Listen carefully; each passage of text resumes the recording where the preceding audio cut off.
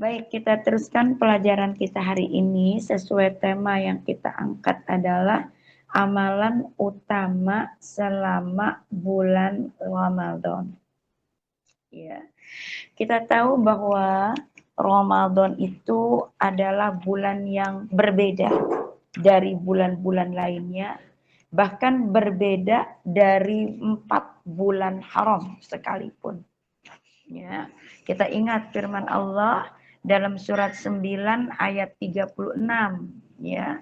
Dalam surat 9 ayat 36 itu Allah menerangkan tentang kedudukan dari 4 bulan haram. Dalam surat 9 ayat 36 Allah Ta'ala berfirman, sesungguhnya jumlah bulan menurut Allah ialah 12 bulan. Yang faktanya kita lihat jumlah bulan pada tahun Masehi ataupun jumlah bulan Komariah adalah 12 bulan. Sama jumlah bulan tahun Masehi 12, ya jumlah bulan Komariah juga 12. Kenapa itu sama? Kata Allah, itulah ketetapan Allah. Pada waktu Allah menciptakan langit dan bumi. Ya, jadi sejak Allah ciptakan langit dan bumi sampai detik ini jumlah bulan itu tetap 12. Tidak mengalami perubahan.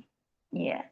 Yang faedahnya buat kita adalah apapun ketetapan Allah yang termuat dalam Al-Quran sampai kapanpun tidak akan pernah berubah. Tugas kita hanyalah sami'na wa ata'na. Saya dengar, saya taat. Walau jujur dalam proses ketaatan itu satu-satu. Tidak mengapa. Karena kata Rasulullah, Allah tidak lihat hasil. Tapi yang Allah lihat adalah usaha. Sehingga besarnya pahala seseorang tergantung kepada besarnya usaha yang dilakukan. Yang dalam hadis kata Rasulullah, Allah tidak lihat rupa kalian. Allah tidak melihat penampilan kalian. Tapi yang Allah lihat adalah hati dan amal kalian. Tuh. Jadi yang Allah lihat adalah hati. Ya, semua berangkat dari niat yang ada dalam hati dan amal kalian. Karena amal yang sangat dicintai oleh Allah tidak tergantung besarnya, bukan. Tetapi amal yang sangat dicintai oleh Allah adalah amalan yang istimroriyah. Amalan yang terus menerus. Amalan yang istiqomah. Walau itu kecil-kecil. Jadi kita kembali ke surat 936 tadi. Kata Allah. Ya. Jadi jumlah bulan menurut Allah itu adalah 12. Yang faidahnya keutamaannya buat kita adalah apapun ketetapan Allah itu sudah bersifat baku. Tidak akan pernah berubah. Yang tugasnya untuk kita adalah cuma sami'na wa ata'na. Ya. Lalu kata Allah, di antara 12 itu ada 4 bulan haram. Ya. Nah, tidak ada di Quran 4 haram itu apa saja. Pada hadis baru dijelaskan Rasulullah bersabda, 4 bulan Komariah yang diharamkan. Ya, makna diharamkan adalah dimuliakan oleh Allah Ta'ala adalah Rajab, Dzulqa'dah, Dzulhijjah, dan Muharram. Ya, disebut bulan haram karena memiliki 2 keutamaan. Satu, kata Rasulullah, barang siapa yang melakukan ketaatan dan ibadah di 4 bulan itu, pahalanya berlipat ganda. 2, barang siapa yang melakukan pertumpahan darah, pertikaian, pertengkaran, perselisihan, perdebatan di 4 bulan itu, dosanya berlipat ganda. Yang pada At-Taubah ayat 36 kata Allah. Iya. Dan janganlah kamu menzolimi dirimu di bulan yang 4 itu. Artinya jangan mengadakan kerusakan. Jangan mengadakan pertumpahan darah, pertikaian, pertengkaran, perdebatan. Indikasinya adalah keburukan. Di 4 bulan itu jangan, kata Allah. Kenapa? Karena dosanya berlipat ganda. Nah, jadi pada bulan haram itu tidak ada Ramadan. Kenapa? Karena dulu sebelum Islam itu datang, Ramadan itu sudah biasa bagi orang-orang Arab. Mereka memuliakannya justru 4 bulan haram itu. Tetapi sejak Islam datang, ya, Ramadan memiliki keutamaan yang lebih mulia daripada 4 bulan haram itu. Nah, ya. Apa sih kemuliaan dan keutamaan Ramadan itu? Ya. Salah satu bentuk kemuliaan ataupun keutamaan daripada Ramadan adalah semua ibadah yang kita lakukan di selama bulan Ramadan merupakan amalan-amalan penghapus kesalahan dan dosa yang dilakukan. Jadi salah satu bentuk kemuliaan atau keutamaan Ramadan itu adalah semua tuh amalan-amalan yang dilakukan di selama bulan Ramadan merupakan amalan penghapus kesalahan dan dosa yang pernah dilakukan. Yang dalam hadis kata Rasulullah, barang siapa yang berpuasa Ramadan karena iman, mengharapkan ridho Allah, maka Allah akan menghapuskan seluruh kesalahan-kesalahan yang dilakukan. Di hadis Rasulullah yang lain, Rasulullah bersabda, barang siapa yang sholat malam pada malam-malam Ramadan, baik itu dengan sholat tarawihnya ataupun sholat tahajudnya, ya, karena iman, mengharapkan ridho Allah, maka Allah akan menghapuskan seluruh kesalahan-kesalahan yang dilakukan. Dalam hadis Rasul yang lain, Rasulullah bersabda, barang siapa yang sholat malam pada malam Lailatul Qadar, baik sholat malamnya itu dengan tarawih ataupun tahajud, bertepatan dengan malam Lailatul Qadar, yang berada pada malam-malam ganjil di 10 hari terakhir Ramadan, karena iman, mengharapkan ridho Allah, maka Allah akan menghapuskan seluruh dosa-dosa yang telah lalu.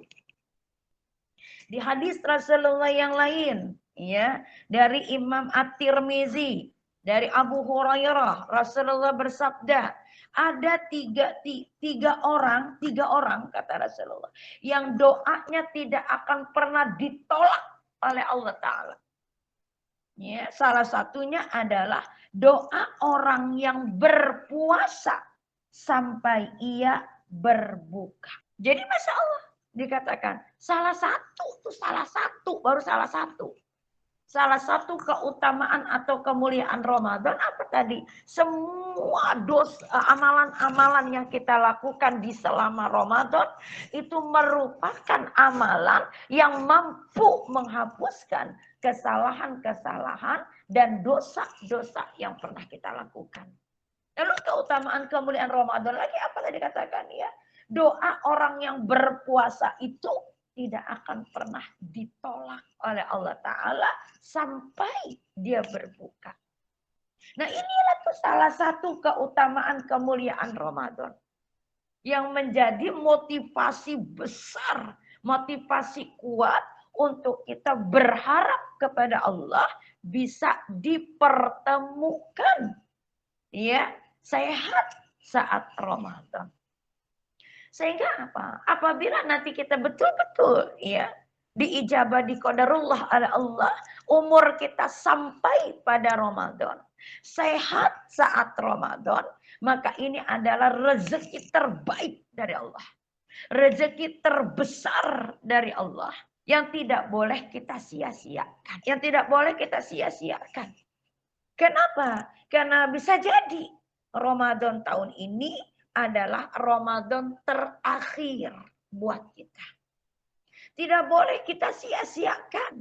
Artinya apa? Memaksa diri kita untuk harus mengisi Ramadan itu tentu dengan amalan-amalan utama. Yang salah satu keutamaannya mampu menghapuskan kesalahan dan dosa-dosa yang telah lalu. Maka apa amalan utama di selama Ramadan itu? Ini yang kita bahas. Jadi bertemu saat Ramadan, sehat saat Ramadan, itu adalah rezeki terbaik dari Allah. Rezeki terbesar dari Allah, rezeki termahal dari Allah yang tidak boleh kita sia-siakan. Ya, apa alasannya? Bisa jadi Ramadan tahun ini adalah yang terakhir buat kita. Apa alasan kedua? Karena ini rezeki terbaik, terbesar, termahal dari Allah, maka memaksa kita untuk memaksimalkan Ramadan dengan mengisi Ramadan itu dengan amalan-amalan utama di selama bulan Ramadan. Nah, amalan-amalan utama di selama bulan Ramadan yang pertama dan utama adalah puasanya. Jadi amalan utama di bulan Ramadan yang pertama dan paling utama itu adalah puasanya.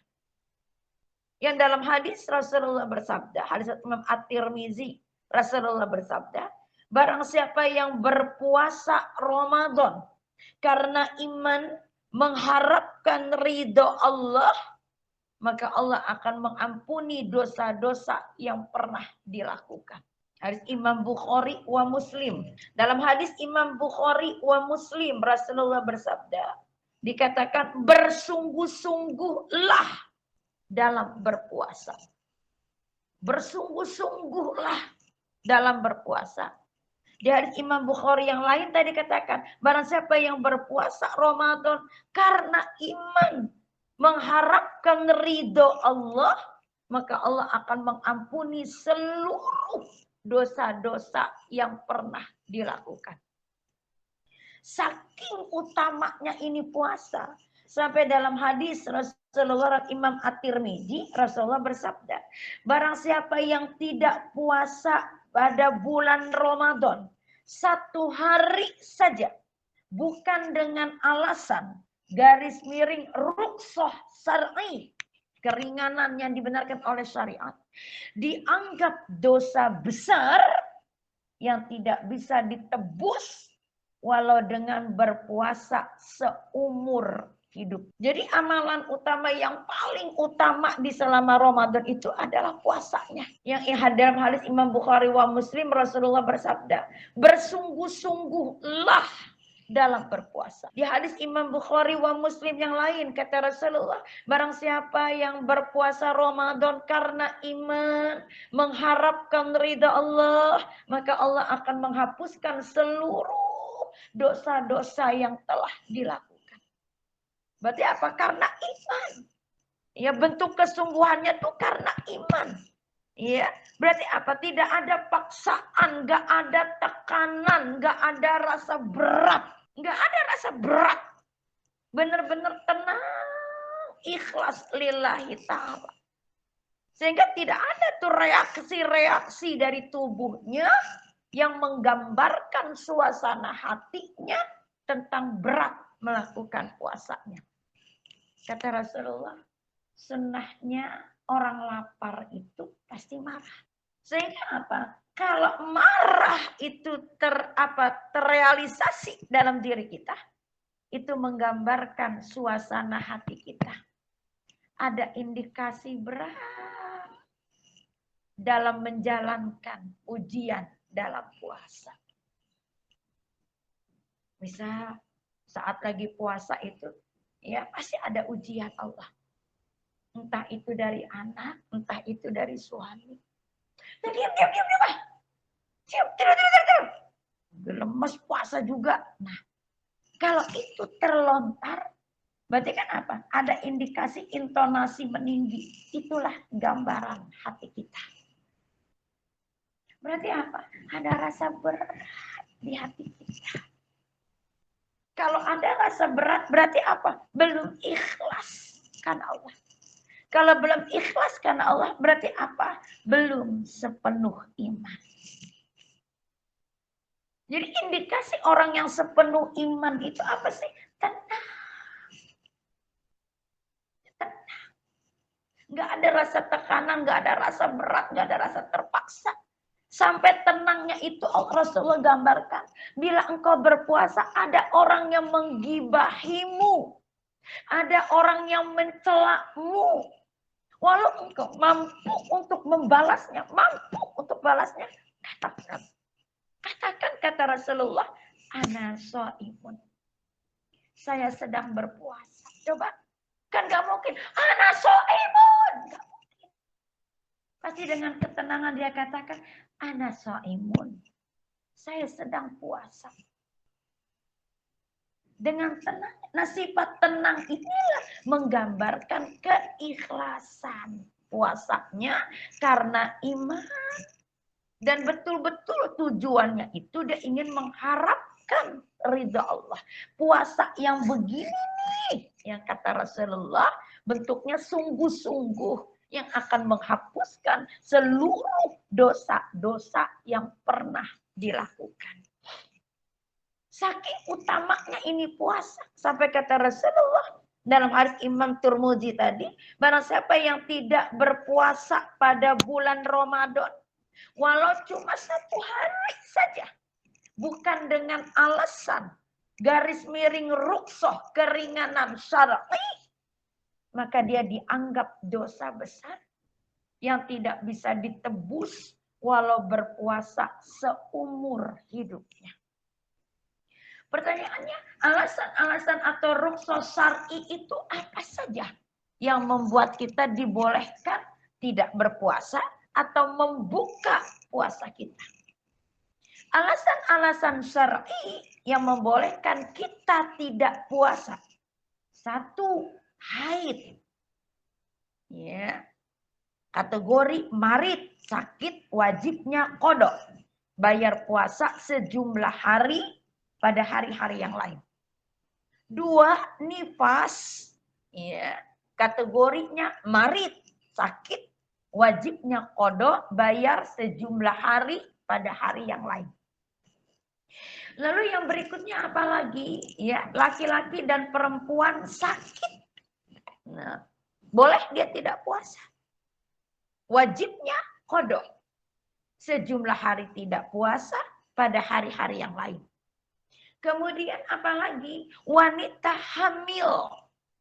Boleh dia tidak puasa. Ya, bila ilmu menyatakan dia tidak aman untuk puasa. Secara ilmu. Jadi nggak gampang-gampangin. Gue kan lagi hamil, jadi boleh dong nggak puasa. Nggak gampang-gampangin.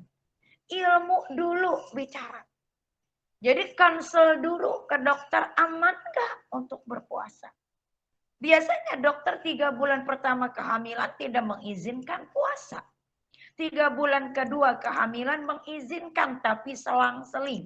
3 bulan terakhir mengizinkan tapi pantau gerakan bayi. Nah, jadi apabila ilmu menyatakan tidak aman untuk berpuasa, maka jangan berpuasa. Ada fakta real ya yang mendukung dia tidak berpuasa. Dan apalagi wanita menyusui. Ya, bila ilmu pun berbicara bahwa babynya tidak aman bila ibunya berpuasa.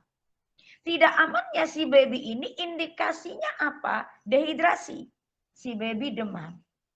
Karena tidak bisa dipungkiri bila si ibu berpuasa, maka kuantitas ASI pun berkurang. Ya. Atau lagi dampak si baby adalah diare. Karena nggak bisa dipungkiri ketika ibunya berpuasa, kualitas ASI pun nggak sebagus si ibu tidak berpuasa. Bila si baby terdampak dehidrasi, demam, kemudian diare, secara medis, secara ilmu ibunya tidak aman untuk berpuasa, maka jangan berpuasa. Wajibnya adalah qada. Sejumlah hari ya, dia tidak berpuasa pada hari yang lain. Walau di seberang sana, di sebelah sana, ada ulama yang mengatakan wajibnya fidyah saja, nggak perlu qada. Tetapi kalau kita bayar fidyah saja, maka akan mengenteng-entengkan akhirnya. Sementara puasa Ramadan itu adalah ibadah puasa yang paling utama di bulan Ramadan. Kalau bayar fidyah dia akan mengenteng-entengkan. Maka padahal sebagian ulama mengatakan fidyah itu dilakukan hanya sebagai bentuk kehati-hatian. Kehati-hatian. Tetap kok wajibnya adalah qada. Karena wanita hamil, wanita menyusui itu dalam Quran kategorinya marid. Kategorinya sakit. Kalau dikatakan sakit, berarti ada indikasi dia bakal sembuh. Tuh. Sembuh itu artinya kondisi-kondisi yang memungkinkan dia untuk berpuasa. Tetapi wanita hamil diwajibkan fidyah, enggak qada. Apabila ya si wanita hamil ini ya kategori marid yang tidak kunjung sembuh. Kategori sakit yang tidak kunjung sembuh. Seperti apa? Setiap Ramadan dia hamil muda. Otomatis dong Ramadan berikutnya dia menyusui. Ya, dalam keadaan si baby belum makanan tambahan. Nanti Ramadan lagi dia hamil lagi. Kondisinya hamil muda. Ketika Ramadan dia menyusui si baby kondisinya belum makanan tambahan. Ramadan lagi dia hamil muda lagi. Ramadan lagi dia menyusui. Terus setiap tahun dia itu melahirkan. Itu kategori sakit yang tidak kunjung sembuh. Nah ini baru wajibnya fidyah.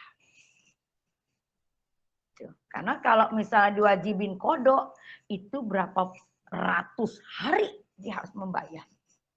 Belum sempat bayar, udah hamil lagi. Belum sempat bayar, dia lagi menyusui. Belum sempat bayar, dia hamil lagi. Nah, itu baru wajibnya fidyah. Sementara kalau orang yang kehamilannya diprogram, ya, maka itu kategori marid, sakit yang ada saatnya sembuh. Maka kalaupun dia bayar fidyah, hanyalah bentuk kehati-hatian yang tidak menggugurkan kewajibannya untuk mengqada sejumlah hari dia tidak puasa pada hari-hari yang lain.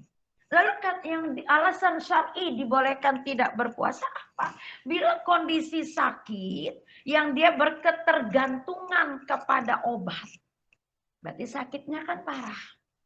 Apabila dia sehari aja dia nggak minum obat, itu akan berdampaknya fatal. Nah kalau berketergantungan pada obat hidupnya, maka ini wajibnya fidyah. Karena nggak bisa lepas dari obat. Itu alasan-alasan kita dibolehkan tidak berpuasa. Ya. Lalu alasan-alasan yang dibolehkan kita membuka puasa kita. Satu, sakit. Tadinya kita puasa nih, terus sakit. Jangan dipaksakan. Kalau nahan boleh enggak? Silakan nahan boleh. Tidak ada kewajibannya. Tetapi apa? Alasan sakit itulah yang membolehkan dia untuk membuka puasanya. Karena orang sakit namanya sakit kan enggak ada kewajiban puasa. Wajibnya qada. Ibu tahan, silakan kalau kuat nahan. Tapi keadaan sakit itu yang membolehkan kita untuk berbuka puasa. Kalau syariat membolehkan, kenapa kita menyiksa, menzolimi diri? Ya kan repot bayarnya kalau hari-hari yang... Nah itulah nafsu yang berbicara. Lalu alasan kita membolehkan membuka puasa adalah saat safar. Dalam perjalanan. Berarti apa? Membolehkan membuka, bukan membolehkan tidak puasa. Sedang safar. Jadi sedang safar, ya. Lalu apa? Di jalan enggak kuat. Indikasinya pusing, mual yang mengharuskan dia membuka puasanya. Maka dia boleh membatalkan puasanya. Kalau ditahan boleh enggak? Silakan nahan. Ya kalau kuat silakan nahan. Tapi keadaan ibu itu menjadi alasan dibolehkan membuka puasa. Jadi jangan diniatin. Kita mau safar. Boleh nggak puasa, malamnya nggak sahur, stok makanan di mobil. Salah, puasa dulu. Di tengah jalan, realnya nggak kuat, sakit, silahkan membuka. Bahkan kalau kita buka kitab Sirah Nabawiyah, di bulan Ramadan pun Rasulullah pernah mengadakan perjalanan panjang. Tetapi beliau tidak pernah membuka puasa. Rasul mengadakan perjalanan panjang. Kita pun panjang. Kita pakai mobil, nggak langsung kena terik matahari. Sementara Rasulullah pakai onta, langsung terik matahari dengan panas normal. Di sana 50 derajat sampai 52 derajat itu normal. Kalau kita mengadakan safar panjang, pakai mobil ada AC tetap dingin. Tapi Rasulullah panas yang menyengat. Dan Rasul tidak pernah membuka puasanya. Yang Rasulullah lakukan saat itu adalah mengguyur kepalanya dengan air. Loh kok nggak batal? Nggak batal. Yang membatalkan puasa adalah memasukkan makanan atau minuman dengan sengaja. Ada indikasi dengan sengaja. Sengaja kita mencicipi. Dan itu merusak puasa kita. Kenapa merusak? Karena cicip doang ibu. Itu akan swing. Berasa. Ibu bilang muntahin. Betul ibu muntahin. Kalau telan masih batal. Ibu muntahin. Ibu kumur-kumur. Sekarang jujur. Walau kumur-kumur pun rasa itu masih tertinggal di lidah. Itu ulama mengatakan, sebagian mengatakan itu makruh. Lebih baik ditinggalkan. Jadi ada unsur kesengajaan. Jadi mengguyur kepala itu dengan air nggak batalin puasa. Akan batal kalau kita memasukkan air sambil guyur, masukin air dengan sengaja ke mulut. Itu baru batal. Nah, itu Rasulullah lakukan. Dia mengguyur airnya. Nah kalau kita di mobil ada AC dingin, sebenarnya nggak ada alasan untuk kita batalin puasa. Karena kita masih jauh lebih baik daripada zamannya Rasulullah. Tetapi kalau ada indikasi sakit, mabuk, kita muntah terus, dehidrasi yang mengharuskan kita untuk minum obat, maka keadaan itu yang membolehkan kita untuk membatalkan puasa kita. Wajibnya qada, sejumlah hari tidak puasa pada hari-hari yang lain. Itulah alasan-alasan syar'i yang membolehkan kita tidak berbuka, tidak berpuasa ataupun membuka puasa kita. Apa saja yang membatalkan puasa itu apa? Makan dengan sengaja. Sementara apa tadi ya? Yang tidak membatalkan puasa itu apa saja? Ya, perbuatan-perbuatan tapi tidak kategori membatalkan puasa. Itu adalah ya vaksin. Itu tidak ngupil, lalu ngorek kuping, itu nggak batal puasa. Lalu apa motong kuku berdarah atau kebentur mengeluarkan darah, itu nggak batal puasa kita. Cabut gigi itu nggak batal puasa kita. Loh kok nggak batal? Kan dia disuntik, itu hanya bagian email gigi, dia ngeblok darah. Iya, nggak masuk ke tenggorokan kita, nggak masuk, dia cuma ngeblok. Nah, kecuali kalau pendarahan, keadaan pendarahan yang membolehkan kita buka puasa. Lalu apalagi tetes mata, nggak batal. Ya, lo kan masuk ke sini, rasanya ada rasa pahit. Tidak kita inginkan kan. Jadi sakit mata, dokter mengatakan harus ditetes hari ini juga, saat ini juga, kalau nggak berbahaya. Berarti apa? Kondisinya darurat. Efeknya nggak kita inginkan, nggak batal puasa. Tapi kalau kita nggak yakin, maka kalau bisa nanti setelah berbuka puasa. Kalau bisa, berarti ada indikasi tidak emergensi. Karena tetes mata pasti akan ke THT, saluran akan masuk. Lalu vaksin itu juga tidak membatalkan puasa. Jadi jangan ribut lagi kayak tahun kemarin. Vaksin batal, nggak boleh lagi puasa Ramadan vaksin. Nggak batal itu. Karena yang batalkan itu sengaja lewat kerongkongan, itu membatalkan. Berhubungan suami istri itu batal, ada unsur kesengajaan. Wajibnya itu puasa 2 bulan berturut-turut. Gak bisa dong perempuan itu kan haid. Kalau suaminya bisa. Maka kalau nggak bisa, memberi makan 60 orang fakir miskin. Makanya apa? Bercumbu dengan suami itu saat Ramadan nggak batal puasa. Tapi lebih baik dihindari. Lebih baik dihindari. Itu. Jaga jarak dulu ya. Tapi nanti maghrib silahkan. Lu halal kok. Ya. Jadi itu dikatakan tadi. Jadi amalan utama, yang paling utama di selama Ramadan itu adalah puasanya. Sampai kata Rasulullah, 1 hari aja puasa, enggak puasa Ramadan. Iya, bukan dengan alasan yang syar'i yang kita sebutkan tadi, itu dianggap dosa besar yang tidak bisa ditebus walau dengan berpuasa seumur. Amalan utama di bulan Ramadan yang kedua adalah membaca Al-Qur'an. Membaca Al-Qur'an. Rasulullah dalam satu hadisnya bersabda, Quran itu paling cepat dikhatamkan 3 hari. Sabda Rasulullah ini ada asbabnya. Asbabnya adalah kebiasaan sahabat. Utsman bin Affan menghatamkan Al-Quran setiap rokaat sholatnya. Sahabat yang lain itu setiap malam khatam, setiap malam khatam, setiap malam khatam Quran. Rasul mengatakan jangan seperti itu. Niscaya kalian akan cepat bosan membaca Al-Quran.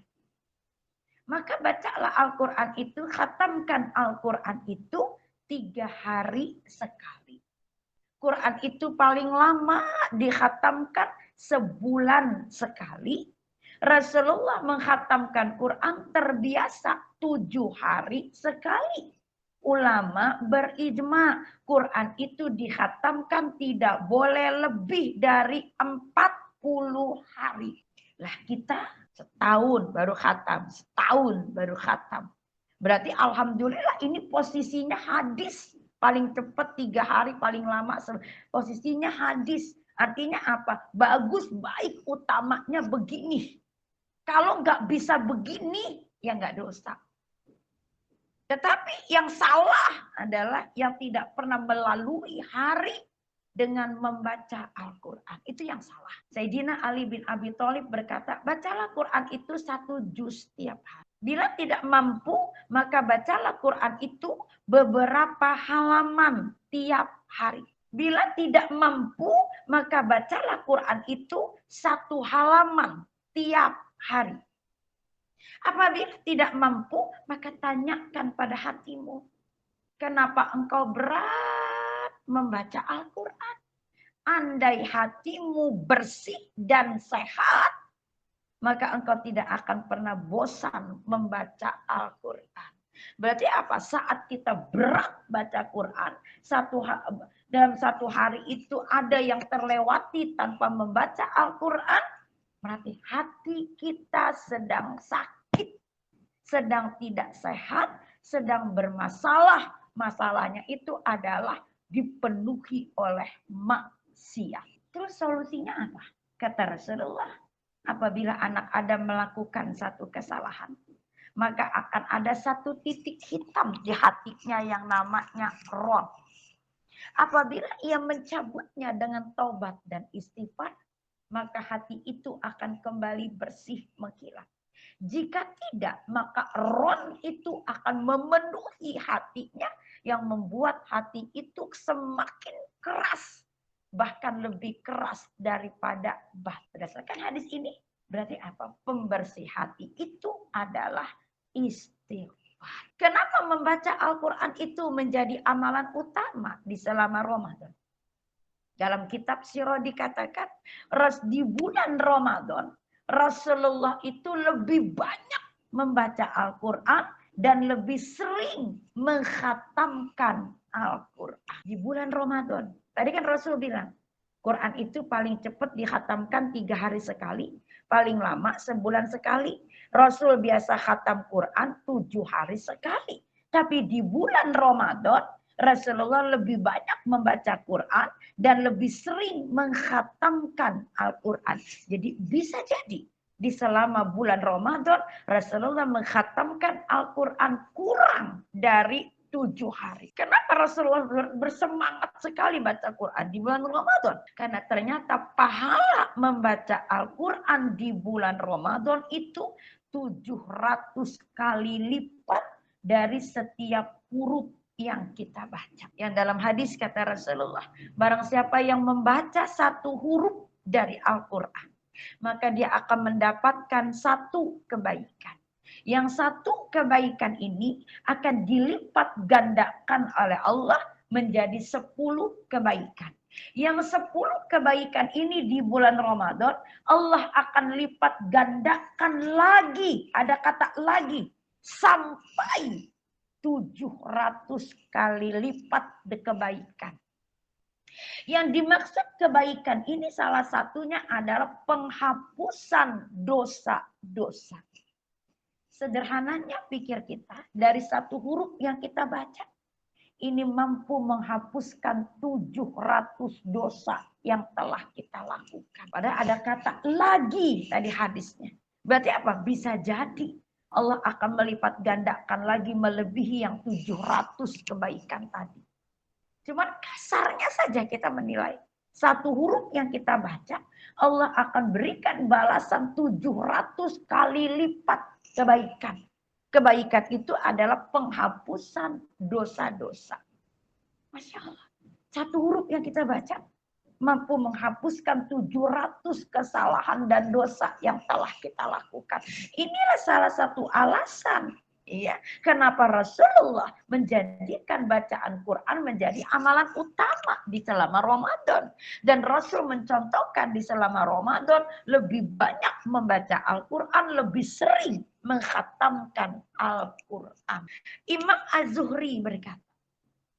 Az-Zuhri berkata, apabila datang Ramadan, maka amalan yang paling utama selain berpuasa adalah membaca Al-Quran. Jadi membaca Al-Quran itu memang diakui oleh para ulama adalah amalan yang paling utama setelah berpuasa.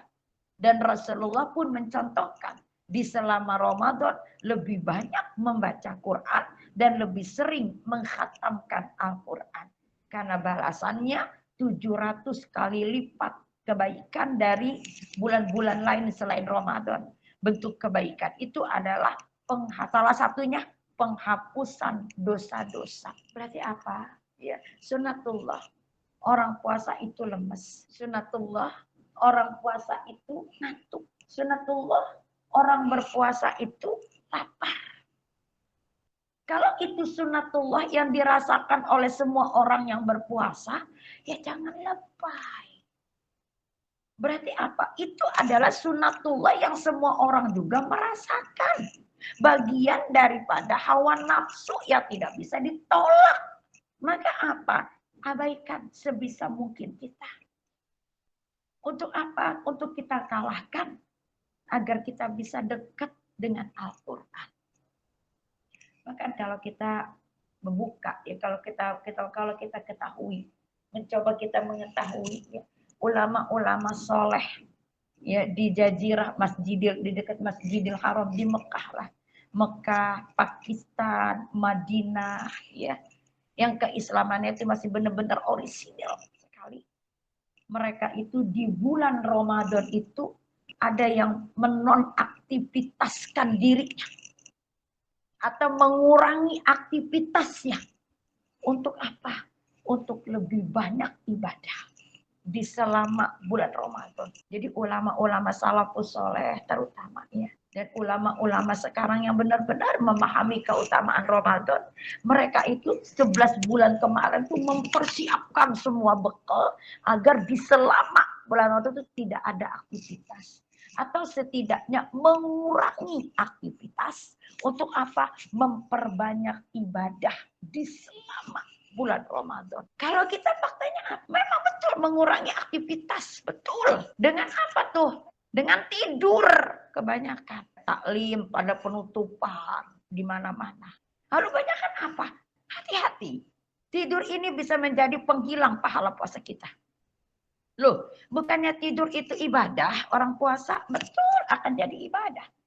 Dalam hadis kata Rasulullah, tidurnya orang berpuasa itu akan jadi ibadah. Akan jadi, Bu. Berarti apa? Ada syaratnya.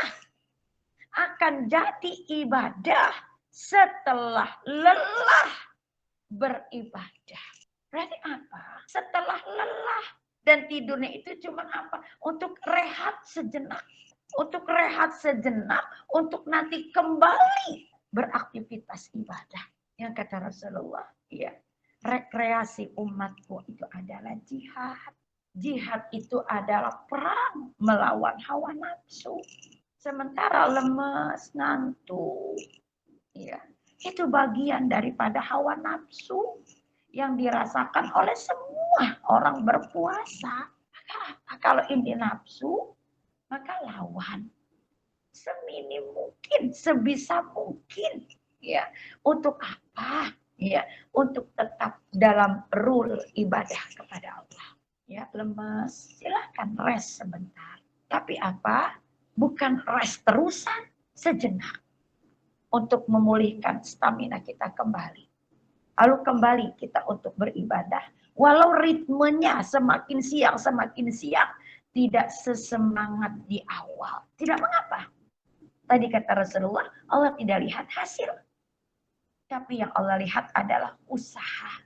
Besarnya pahala tergantung kepada besarnya usaha yang dilakukan. 2. 3. Utama di selama Ramadan yang ketiga adalah sedekah. Ibu hati-hati, ya. Sedekah ini menjadi amalan utama di bulan Ramadan. Kita tahu Ramadan itu adalah diklat untuk kita. Sebenarnya diklat untuk kita. Ya, untuk kita kembali kepada fitrah Allah.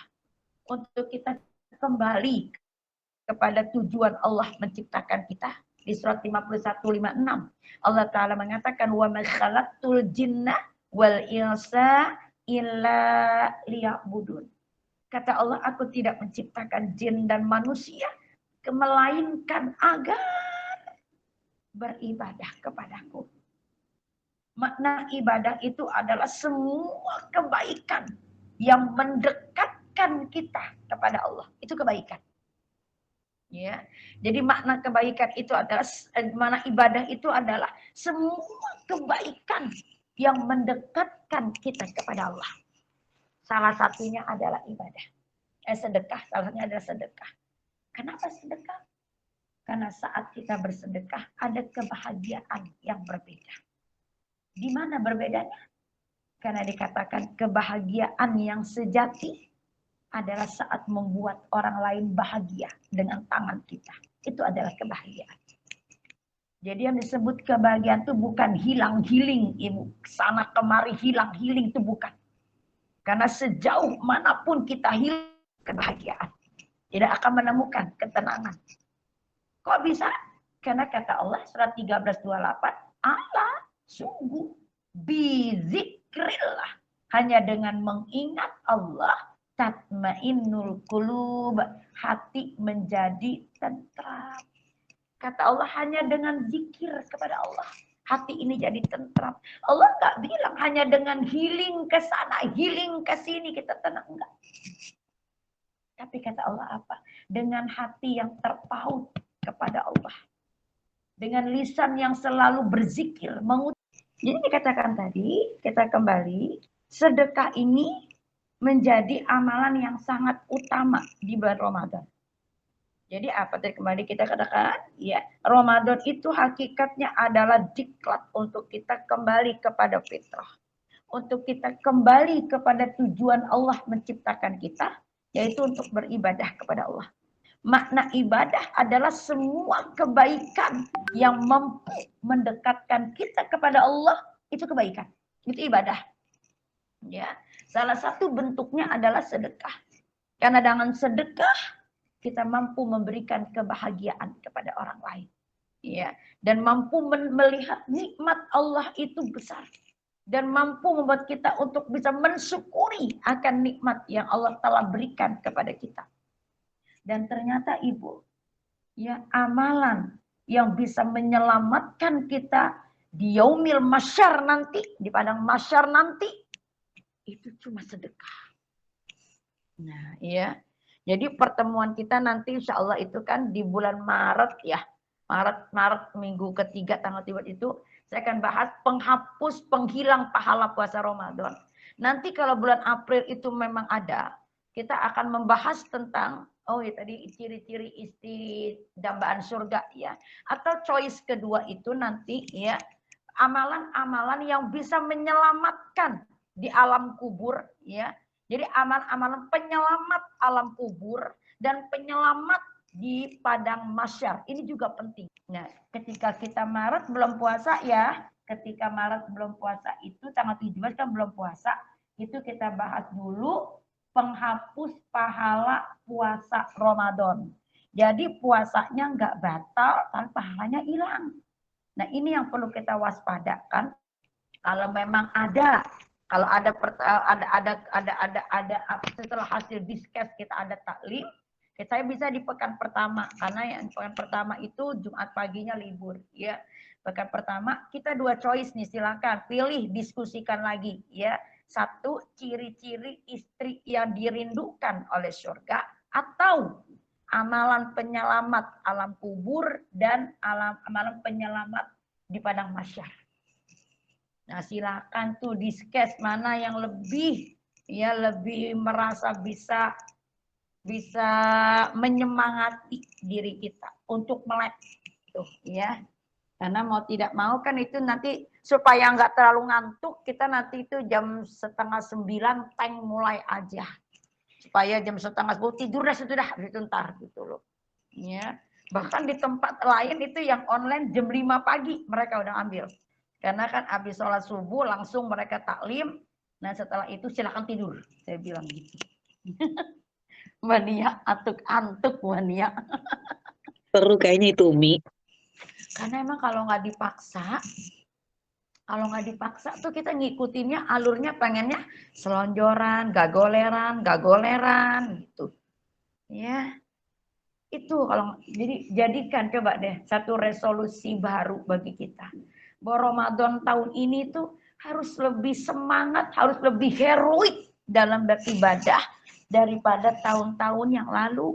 Karena kan tidak mau ilmu kita pun bertambah. Harusnya ada realisasi.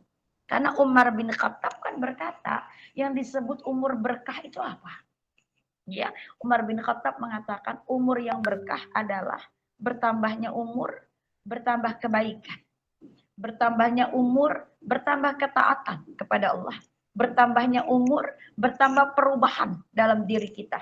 Bertambahnya umur, bertambah rindu bertemu Allah. Coba, itu umur yang berkah, bertambah rindu kepada Allah. Susah kan? Nah, jadi harusnya apa? Umur kita makin berkurang. Ya. Lalu kematian itu pun sudah diambang pintu. Ya. Nggak ada janji untuk kita besok punya umur. Maka ya apabila kita melek mata, inilah hari melek milik kita. Ya, hari ini kita ada umur, inilah hari milik kita. Karena besok belum tentu kita punya umur. Kalau inilah hari milik kita, maka maksimalkan dengan amalan milik kita. Gitu harusnya. Balik, kita kembali ke amalan utama di bulan Ramadan. Jadi amalan utama di selama bulan Ramadan itu yang ketiga adalah sedekah. Wujudnya, ya, memang sedekah itu kan identiknya dengan harta, ya. Tapi bila kita nggak punya harta, tidak ada alasan untuk tidak bersedekah. Karena kata Rasulullah apa? Tilawah Qur'anmu adalah sedekah, istighfarmu adalah sedekah, bahkan sholat duhamu pun adalah sedekah. Di hadis Rasul yang lain, senyum pada saudaramu sedekah, ucapan baik dengan tetanggamu adalah sedekah. Coba. Nggak ada alasan untuk tidak sedekah. Ya. Karena begitu banyak peluang-peluang yang masuk kategori sedekah. Tapi sedekah di bulan Ramadan yang diinginkan bentukannya adalah memberi makanan untuk orang berbuka puasa. Yang dalam hadis kata Rasulullah, ya, barang siapa yang memberi makanan untuk orang berbuka puasa, walau dengan segelas air putih, maka dia mendapatkan pahala bagaikan seharian berpuasa. Masya Allah, kalau kita lakukan hal ini, berarti pahala puasa kita 1 hari itu bagaikan 2 hari berpuasa. Aisyah berkata, ya Rasulullah, aku memiliki tetangga. Siapakah yang paling berhak aku beri hadiah. Ya, kata Rasulullah, tetangga yang rumahnya lebih dekat dengan rumahmu. Coba, kok gitu? Karena kata Rasulullah, tetanggamu adalah saudara terdekatmu. Jadi ketika Ramadan, masjid memfasilitasi kita untuk memberikan takjil buka puasa. Ya, tapi kan sekali doang dalam sebulan. Sayang. Sementara Ramadan itu lazimnya 29 sampai 30 hari. Sayang. Kalau cuma sehari, yang 28 hari kemanain? Ya, sayang. Ya, maka apa kata Aisyah, kata Rasulullah? Ya, yang utama itu adalah tetanggamu yang pintunya lebih dekat dengan pintu rumahmu. Berarti kalau masjid secara administratif kita kebagi satu kali, ya. Dan di bulan Ramadan kedermawanan Rasulullah itu ada air yang mengalir. Dan itu terbukti ketika Rasulullah menggilir istri beliau yang bernama Ummu Salamah. Rasul datang ke rumah Ummu Salamah dengan tergesa-gesa, tergopoh-gopoh. Sampai di rumah Ummu Salamah, kata Ummu Salamah, ya Rasulullah, kenapa tubuhmu bergetar dan wajahmu pucat? Rasul tidak bisa menjawab. Diulang lagi oleh Ummu Salamah. Ya Rasulullah, kenapa tubuhmu bergetar dan wajahmu pucat? Enggak dijawab oleh Rasul. Kali ketiga, Ummu Salamah bertanya kepada kalimat yang sama. Ya Rasulullah, kenapa tubuhmu bergetar dan wajahmu pucat? Jawab Rasulullah, aku takut kepada Allah akan uang 7 dinar yang masih kita simpan di dalam rumah. Keluarkan ia, keluarkan ia. Aku takut, kata Rasulullah, akan uang yang 7 dinar kita masih simpan dalam rumah. Keluarkan ia. Rasul sebegitunya. Keluarkan. Rasul yang tahu sekali tentang bagaimana dunia itu, bagaimana akhirat itu. Sangat takut akan ada simpanan. Terus kita gimana? Setiap kita pasti punya tabungan. Silahkan menabung. Ya, karena kadar iman kita tidak sama seperti Rasulullah. Tetapi jangan tabungan itu menjadi penghalang untuk kita bersedekah. Berarti apa? Silakan menabung, tapi jangan gara-gara nabung nggak sedekah. Ini buat tabungan, mikirin orang aja nggak mikirin kita. Nah itu yang salah. Tetap berarti apa? Ada sebagian yang ditabung, sebagian lagi. Dari sebagian itu ada yang kita sedekahkan. Tuh. Karena kata Rasulullah, hartamu yang sesungguhnya adalah yang kamu sedekahkan. Di hadis Rasulullah dikatakan, ketika anak Adam meninggal dunia, maka akan ada 3 perkara ya, yang akan mengelilinginya. 2 perkara itu akan pulang meninggalkannya, dan 1 perkara itu akan menyertainya sampai ke alam kuburnya. 2 perkara itu adalah keluarga yang dicintainya dan harta yang dicintainya. 1 perkara itu adalah amal soleh yang ia lakukan selama ia hidup. Salah satu amal soleh itu adalah sedekah. Jadi di bulan Ramadan Rasulullah itu adalah orang yang sangat dermawan. Selama bulan Ramadan kedermawanan Rasulullah itu lebih deras daripada air yang mengalir. Bentuk sedekah yang utama di bulan Ramadan adalah memberi makan orang berbuka puasa, walau dengan segelas air putih. Saya orang yang tidak mampu, buka puasa saya pun ala kadarnya, kadang mendapat dari pemberian orang. Terus gimana saya ingin bersedekah? Bersedekahlah dengan tenaga kita. Saat kita bangun malam, masak untuk sahur keluarga kita, itu sedekah. Di antara rasa lemas, kita masak untuk hidangan berbuka keluarga kita, itu adalah sedekah. Ya, Luruskan niat kita lillahi ta'ala. Tidak ada rasa berat, lemas, malas, terpaksa. Luruskan, ikhlaskan. Karena Allah itu adalah sedekah yang pahalanya sama. Seperti kita memberi makan orang berbuka puasa. Pahalanya sama. Seperti kita berpuasa seharian penuh. Coba, luas sekali cakupan daripada sedekah itu. Lalu amalan utama di selama Ramadan. Yang keempat adalah Qiyamul Lail Ramadan. Qiyamul Lail Ramadan. Salat malam pada bulan Ramadan. Baik itu dengan salat taraweh ataupun dengan salat tahajudnya. Hakikatnya taraweh itu adalah tahajud yang dikerjakan ba'da isya.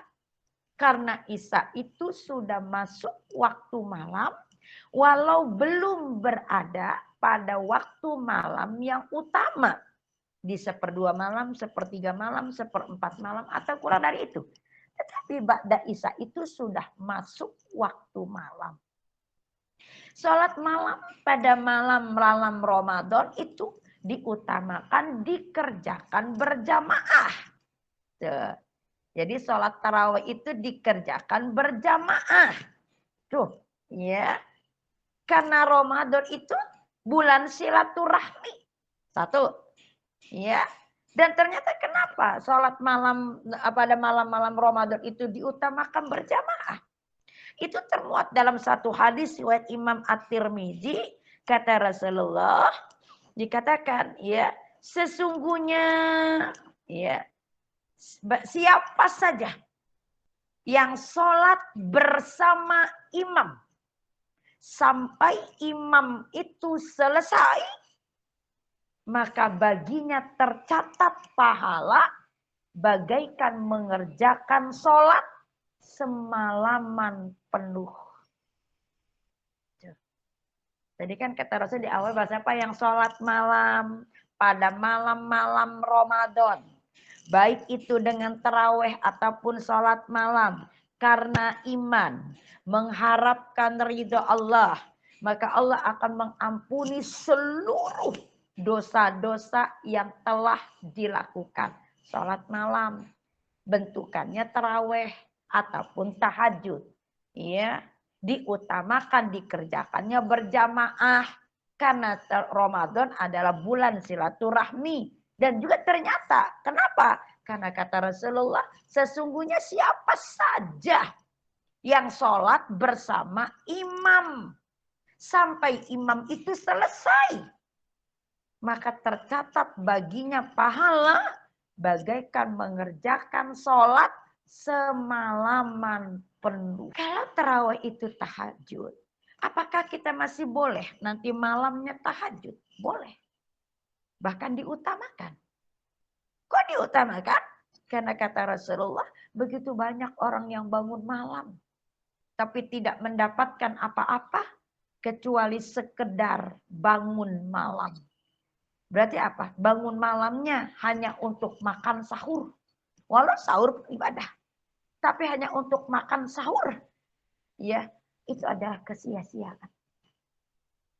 Maunya Allah apa? Ya, maunya Allah dan Rasulnya adalah tetap kita bermunajah kepada Allah. Baik itu dengan tahajud, dengan tilawah Quran, ataupun dengan berzikir, sekedar beristighfar kepada Allah. Terus kalau kita tahajud, kan sudah ditutup dengan witir. Nah, pas saat tahajud, tinggal tahajudnya saja. Nggak usah tambah dengan witir. Kenapa nggak boleh tambah witir?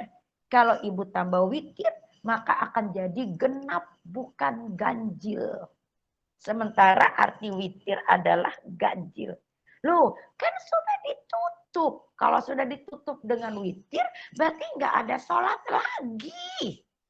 Kalau ibu punya prinsip seperti ini, maka ya kalau tarawehnya sudah tutup dengan witir, maka sebelum makan sahur itu ya ibu tilawah Al-Quran. Ibu berzikir. Ya. Kalaupun enggak, ibu pengennya sholat. Saya pengen sholat tahajud. Ya sudah. terawihnya jangan tutup dulu dengan witir. Walau ini cukup beresiko, saya bilang. Kenapa beresiko? Gak ada janji kita bangunnya gak kesiangan. Ya, sementara Allah melalui Rasulnya sudah memberikan rukhsah, ya, yang Rasulullah wasiatkan kepada Abu Hurairah. Kata Abu Hurairah, kekasihku Rasulullah berwasiat kepadaku dan tidak akan pernah aku tinggalkan sampai aku meninggal nanti. Salah satunya adalah tidur dalam keadaan sudah mengerjakan witir. Berarti apa? Kan setelah terawih kita baru tidur. Nggak mungkin sebelum terawih kita tidur. Iya. Setelah terawih kita tidur. Tutuplah dengan witir. Nanti malam ya terbangun kita dibolehkan tahajudnya saja. Ya. Tapi kalau ibu yakin ya kalau sudah witir nggak ada sholat lagi. Maka kalau pengen tahajud tidak tarawihnya tidak usah ikut dengan witir. Nah, gampang jadinya, nggak usah ribut jadinya. Lalu amalan utama di selama Ramadan yang berikutnya adalah memperbanyak zikir. Memperbanyak zikir. Tentu zikir utama yang tidak boleh tinggal adalah zikir pagi dan sore. Al-Maksurat. Itu tidak boleh ditinggalkan. Kenapa tidak boleh tinggalkan? Karena Rasulullah pun tidak pernah meninggalkan. Jadi kalau Rasulullah tidak pernah meninggalkan, kita umatnya yang ittiba'ur Rasul pun jangan pernah meninggalkan. Selain itu apa zikir yang utama di selama Ramadan? Adalah zikir dengan kalimat istighfar. Zikir dengan kalimat tasbih, subhanallah. Zikir dengan kalimat tahmid, alhamdulillah. Zikir dengan kalimat tahlil, la ilaha illallah. Zikir dengan kalimat takbir, Allahu Akbar. Nah, zikir ini menjadi zikir yang paling utama di selama bulan Ramadan. Ya, di semua waktu. Tetapi waktu yang paling utama untuk membaca istighfar adalah pada waktu sahur. Istighfar. Sebenarnya semua waktu bagus, tapi yang paling utama untuk istighfar itu adalah pada waktu sahur. Artinya apa? Sebelum makan sahur dan berakhir di sebelum masuk waktu subuh. Itu waktu utama kita untuk beristighfar. Kenapa? Karena istighfar itu isinya permohonan ampun kepada Allah. Dan di waktu sahur itu ya malaikat rahmat turun ke bumi mengaminkan apa-apa yang kita ucapkan. Nah, itu alasannya kenapa istighfarnya waktu yang utama dibacanya pada waktu sahur. Artinya selesai salat tahajud berakhir di ya sebelum masuk waktu subuh. Karena saat itu malaikat mengaminkan apa yang kita ucapkan. Ya, zikir. Lalu yang terakhir, amalan utama di selama Ramadan yang terakhir itu wujudnya adalah umroh. Nah, umroh yang utama itu di selama bulan Ramadan. Di selama bulan, jadi mau 10 hari pertama, 10 hari kedua, 10 hari ketiga, boleh. Ya. Tetapi ulama akhirnya mengeluarkan satu fatwa. Ya. Yang utama itu kan itikaf. Beradanya di 10 hari terakhir Ramadan. Mereka wujudkan dengan umroh. Tetapi tidak mengikat. Umroh itu bagusnya itu kapan? Enggak ada. Pokoknya di selama Ramadan. Ya, baik pertama, 10 hari kedua, atau ketiga. Ya. Kenapa umroh itu menjadi amalan utama di selama Ramadan? Karena Rasulullah berkata kepada Ummu Sinan. Ya, seorang wanita Ansor nih Ummu Sinan. Kata Rasulullah, apabila datang Ramadan, hendaklah melakukan umroh. Ya, Rasul nggak bilang kan? 10 hari pertama, kedua, atau ketiga nggak bilang. Apabila datang Ramadan, hendaklah melakukan umroh. Karena nilainya setara dengan haji bersamaku. Nilainya. Jadi umrohnya tidak menggugurkan kewajiban umroh bagi yang mampu. Tetapi umroh yang dilakukan di selama bulan Ramadan itu nilai pahalanya sama seperti haji plus bersama Rasulullah. Nggak gampang Ibu.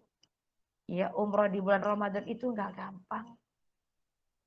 Ya, karena dilakukannya sambil berpuasa. Yang nggak bisa dibohongi. Lamanya berpuasa di Arab itu lebih lama. Lamanya siang di Arab itu lebih lama berada di Indonesia. Dia 14 jam, kita 12 jam. Ya, lalu panas di sana lebih panas. Karena normal mereka 50 sampai 52 derajat diikuti dengan angin berdebu. Angin kencang yang diikuti debu. Kita panas normal kita paling 36. 36 aja kita udah kepanasan. Ya seringnya kan 30, 32, 30, 32. Nah, iya. Jadi nggak gampang umroh di bulan Ramadan. Jadi wajar kata Rasulullah. Ya, pahalanya, nilainya, ya umroh di bulan Ramadan itu sama seperti haji bersama Rasulullah. Saya nggak mampu deh kayaknya umroh di bulan Ramadan. Karena kita tidak mampu, maka lakukan amalan-amalan lain yang kita mampu untuk melakukan. Jadikan ia amalan unggulan kita di Ramadan tahun ini. Ya, jadi amalan-amalan utama di selama Ramadan yang pertama tadi adalah puasanya. Jangan menggampangkan untuk tidak dan membuka puasa. Yang kedua tilawah Al-Quran. Yang ketiga sedekah wujudnya memberi makanan orang berbuka puasa. Yang keempat adalah qiyamul lail Ramadan. Baik itu dengan tarawih ataupun tahajudnya. Dan yang kelima adalah memperbanyak zikir dengan kalimat istighfar, subhanallah, alhamdulillah, la ilaha illallah, Allahu akbar.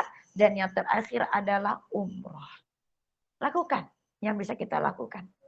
Jadikan Ramadan tahun ini adalah Ramadan terbaik ya dalam hidup kita, ya. Melebihi baik dari Ramadan-Ramadan yang telah kita lewati. Semoga ya dengan semangat itu Allah kabulkan, ya.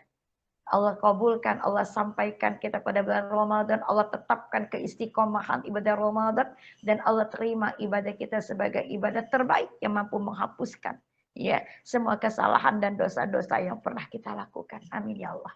Ya. Nah, mudah-mudahan bermanfaat untuk kita semua ya.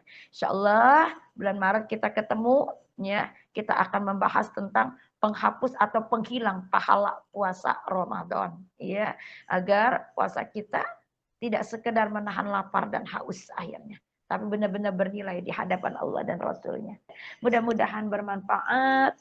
Lebih kurangnya saya mohon maaf. Billahi taufiq wal hidayah. Assalamualaikum warahmatullahi wabarakatuh.